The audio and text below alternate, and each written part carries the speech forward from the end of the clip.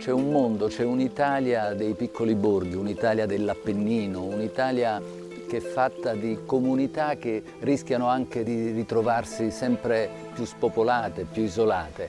In realtà sono i luoghi da riscoprire, i luoghi dell'incanto, i luoghi del tempo che rallenta, i luoghi del silenzio. Un silenzio che è colmo di voci, che può dare magia, soprattutto aiuta a ritrovare un rapporto in parte perduto con la natura, con l'ambiente, con tutto ciò che ci circonda.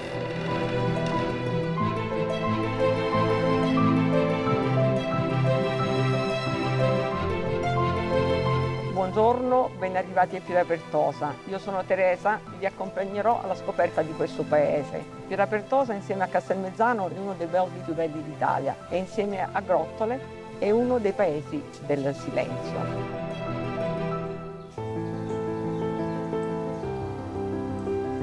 Ho deciso di rimanere in questo territorio perché le radici sono sempre molto forti e poi solo quando ti confronti con il resto del mondo capisci quello che hai a casa, l'energia, il silenzio, i cieli azzurri, i rapporti con le persone. Difficilmente riesco a trovarle in altre dimensioni. Castelmezzano è il luogo del principio, il posto dell'infanzia, il luogo riscoperto che attraverso i racconti è riuscito a ritrovare un po' la propria anima.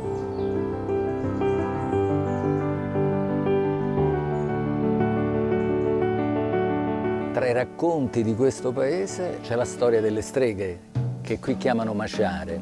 Sott'acqua in sottavinto, sotto la noce do Benevento. Sott'acqua in sottavinto, sotto la noce do Benevento. Sott'acqua in sottavinto, sotto la noce do Benevento. Le maciare erano quelle donne che si ungevano con l'olio fatato custodito nella cavità di un albero di ulivo e poi attraversavano in volo la notte sulla groppa di cani bianchi. Sott'acqua in sottavinto, sotto la noce do Benevento. Sott'acqua in sottavinto. Sott'acqua in sottavinto, sotto la noce do Benevento.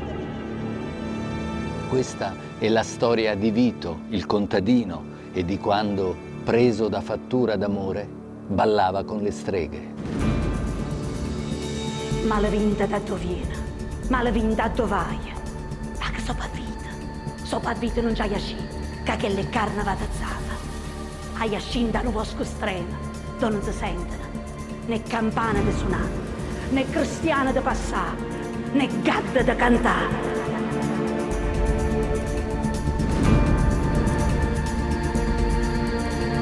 Ragazze, siamo arrivati adesso sul percorso delle Sette Pietre. Perché percorso delle Sette Pietre? Perché si rifà al romanzo di Mimmo Sammartino Vito ballava con le streghe, ma questo è anche il vecchio collegamento tra Pietrapertosa e Castelmezzano.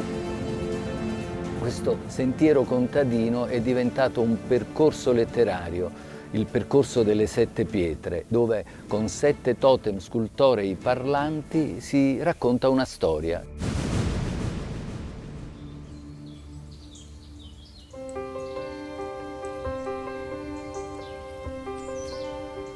In questi anni abbiamo sempre cercato di unire le persone che vengono dalle varie parti del mondo con la comunità locale, perché sostanzialmente ci siamo accorti che il problema fondamentale era dovuto al fatto che i cittadini di Grottole ormai con i loro occhi non riuscivano più a vedere le potenzialità di questo borgo e le bellezze, mentre chi veniva da fuori quotidianamente diceva wow, questo paese è bellissimo, ci sono tante cose da fare, e quindi di lì abbiamo capito che la formula magica per riattivare una comunità era appunto far guardare il proprio paese attraverso occhi diversi.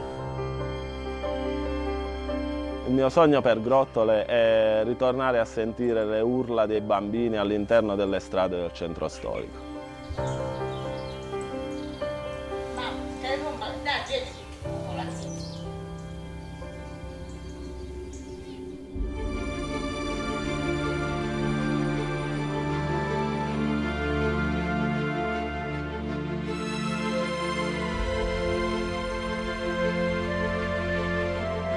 Siamo alla fine della nostra passeggiata, siamo sotto il castello di Pietrapertosa. Non è un castello, ma è un posto di vedetta.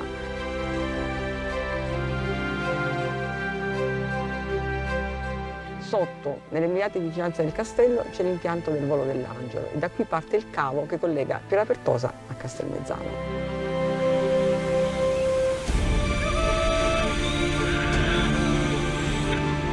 Dentro questi silenzi qualche volta è possibile anche sentire la lacerazione di un grido, ed è il grido di chi sta provando l'emozione del volo dell'angelo, di chi riesce in quel momento a guardare il mondo dal punto di vista dei falconi.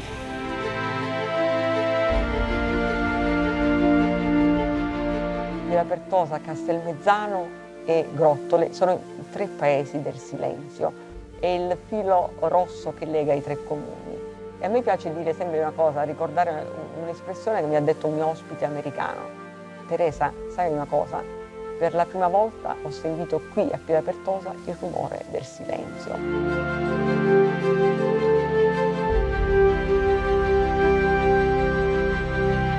Quando torno a Castelmezzano, e mi capita con una certa frequenza, io, nonostante conosca questo luogo, accade che continui a provare delle emozioni nel guardare queste case scavate nell'arenaria, questi picchi che trafiggono il cielo. E mi viene in mente che in fondo alla bellezza non ci si abitua, non ci si deve abituare.